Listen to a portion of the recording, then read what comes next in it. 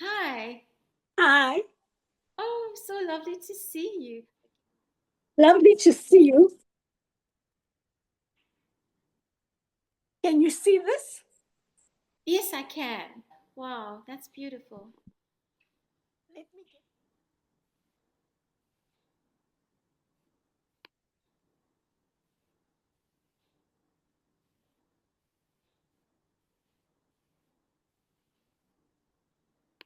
That's beautiful. Oh, Auntie Betty, you're looking good. Dear friends, I want to introduce you to a woman of letters, of faith, and of deep conviction. My dear friend, Dr. Betty Govinden. Dr. Govinden is a prominent South African academic, prolific researcher, author, and poet, retired from the University of KwaZulu-Natal, with a body of work spanning education, literature, theology, and the visual arts. Her acclaimed book, Sister Outsiders, draws attention to the exclusion of Indian women's writings in South African literary history, giving voice to stories too often left untold. Born in Kersney on the north coast of KwaZulu-Natal, Dr. Betty Govinden has spent her life exploring questions of women, gender, feminism, literature, indentured Indian history, and religion. And her writing continues to open doors for the voices of the marginalized. It is my honor to welcome, as part of our People of Purpose talk show, Women's Month Goodwill Greeting, my dear friend, Dr. Betty Govinden. Thank you, Michelle. You're Thank you, welcome. Michelle Benjamin, You're for the very work you do, and all strength and all courage to you in your life Thank you. as you endeavor to make a change to our world, to our planet. Wow. Thank you. Thank you, I Auntie. want to wish everybody a very happy Women's Month. And it's very important that we remember and recall and in so many ways relive the example in our own way of what the women in 1956 portrayed and showed us. And here we are 70 years later, pondering over their incredible work and incredible example, and pondering over what it means for us to translate it into our time and place. I should like to read an excerpt, Michelle, from the story I wrote on the 1956 Women's March. It's a Sure, longer piece, and I shall just read a small portion. go ahead. The 1950s. We should not underestimate the level of the women's tenacity and courage, especially in their time and place. Theirs was an act of great and incalculable bravery. The year 1956 was just 8 years after the dreaded Nationalist Party came into power. Life was not going to be the same for ordinary South Africans for a good decades after 1948. Cry the Beloved Country, the title of Alan Paton's novel, published in the same year, aptly describes the tenor of the times. The 1950s was one of the most turbulent decades in South African history. The apartheid regime was tightening its grip. The 1950s started with pernicious laws being passed, laws that made life for the oppressed groups intolerable.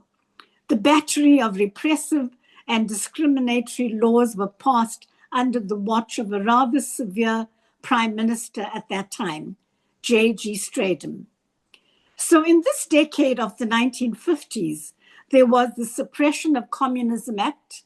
Anyone speaking against the government and for justice in those days was labeled a commie, and it was a label that you could not shake off easily and paid dearly for this.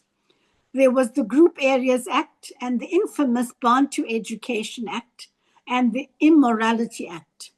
The Extension of Universities Act. The apartheid regime had a penchant for euphemistic labels.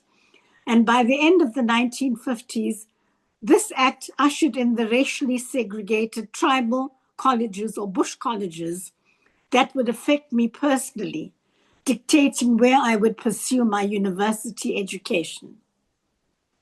But we should also remember of these turbulent times that it was the time of resistance.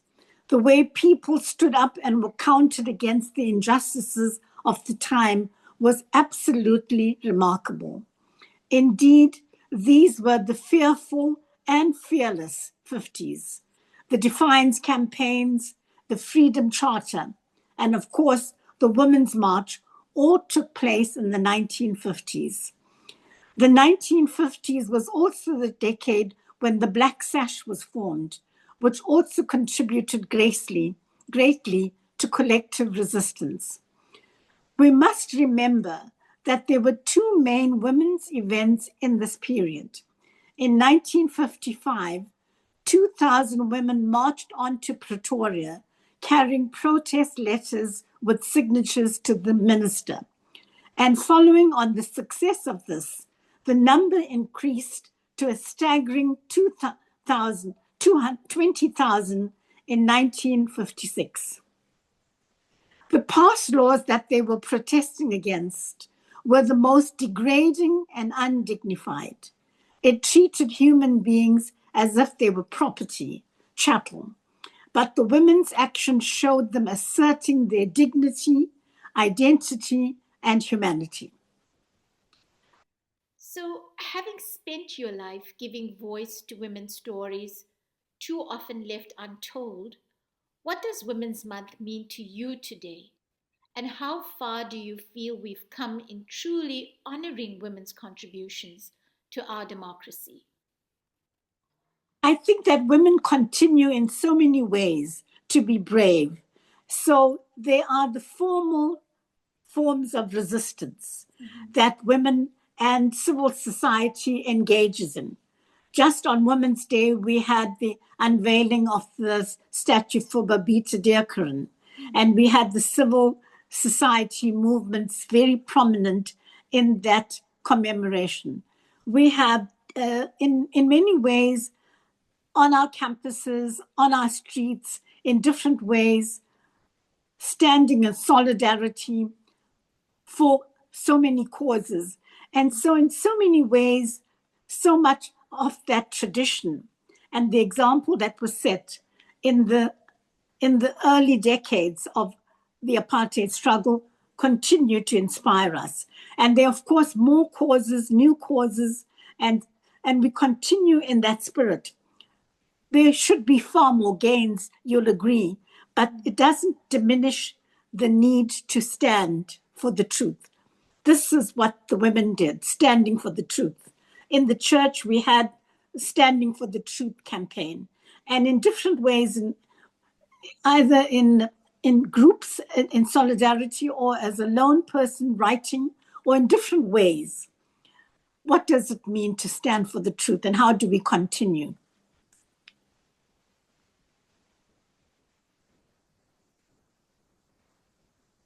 Thank you, Auntie Betty. That was beautiful. I appreciate that, and I'm sure the women will take from it as well. And I can tell that that is your wish for our women in South Africa for 2026. And Thank you. as we go forward, we will all draw from that. I'm sure many women watching this on the various platforms, wherever it's posted and transmitted, people are going to benefit from it, men and women actually.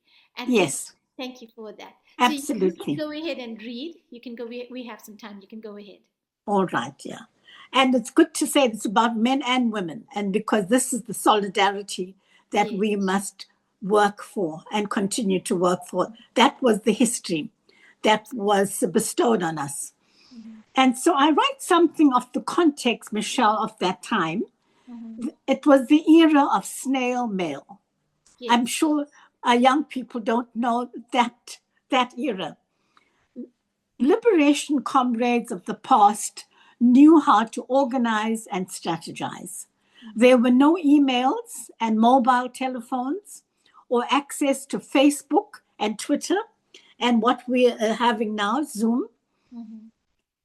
and the kind of present day modern technology that we have, which acts as a vast and immediate network of communication, as we saw during the Arab Spring. Mm-hmm.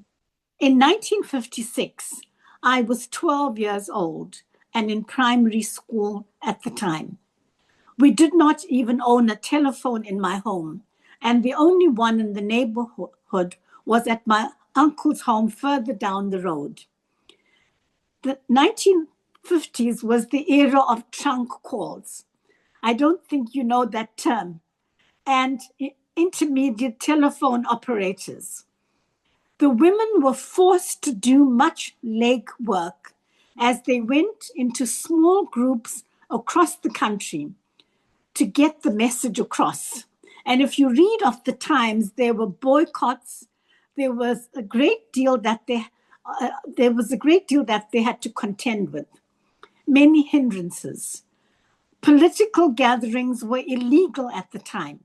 So the women devised a clever strategy to overcome this.